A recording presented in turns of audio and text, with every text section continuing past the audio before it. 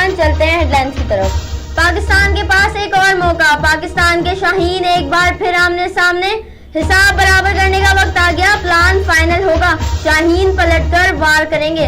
कप्तान सरफराज जीत के लिए पुरजोश, शायकीन भी पुरअज़्म नजर आने लगे।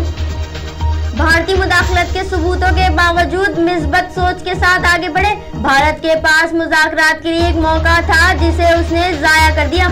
वज़ीर ख़ारजा के रिमार्क्स। वज़ीर इत्तलात फवाद चौधरी कहते हैं भारत अपनी ही अंदरूनी सियासत में फंस गया है, लगता है मामलात इनके काबू में नहीं।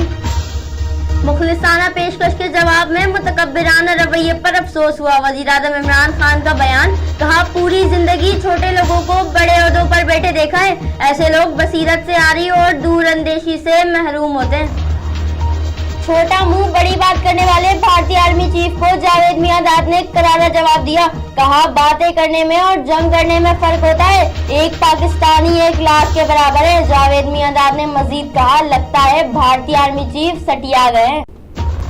पाकिस्तान और अफगानिस्तान के दरमियान हुआ मुकाबला, अली हसन असगर और राशिद खान पर मैच फीस का 15% जुर्माना। अली हसन को हशमतुल्लाह से उलझना महंगा पड़ गया। अली हसन असगर और राशिद खान का एक मेरिट पॉइंट भी कम हो गया।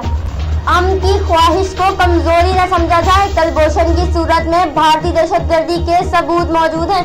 पाकिस्तान तो जंग के लिए तैयार है लेकिन हम अमन चाहते हैं। मेजर जनरल आसिफ की गुफ्तगू, कहते हैं सियासी मुश्किलात के बाइस भारतीय हुकूमत भाग रही है।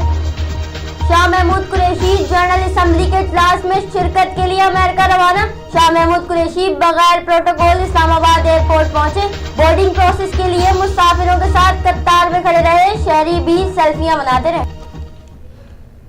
कराची वालों के लिए एक बुरी खबर, समुद्री हवाएं नाराज हो गई। गर्म हवाओं ने यहाँ घेरा, पारा 40 डिग्री को छू गया, शहरियों का हुआ बुरा हाल। महकमा मौसमियात का कहना है गर्मी का सिलसिला 3 दिन तक जारी रहेगा। इस वक्त इतना ही। मजीद खबरों और अपडेट के लिए विजिट कीजिए हमारी वेबसाइट csnlive.tv। इसके अलावा आप हमें ट्विटर और फेसबुक पर भी ज्वाइन कर सकते हैं। देखते रहिए CSN।